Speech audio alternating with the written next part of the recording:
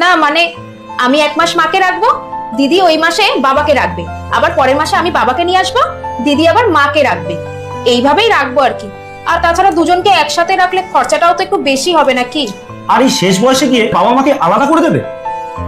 আসলে কি জানো তো, বুড়ো বয়স হলে একজন স্বামীর সব থেকে একান্ত আপনজন হয় তার স্ত্রী, ঠিক তেমনি স্ত্রীর কাছে হয় তার স্বামী।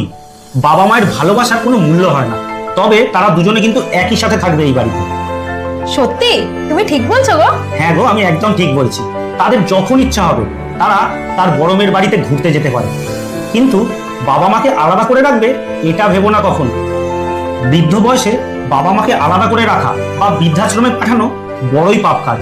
ছোট থেকে সন্তানকে মানুষ করতে তারা কিন্তু কখনো খরচ দেখে না, কিন্তু সেই সন্তানই বড় হয়ে বাবা মায়ের জন্য কিছু করতে হলে আগেই খরচ দেখে। বৃদ্ধ মানুষেরা কি অনেক বেশি খরচ করিয়ে ফেলে?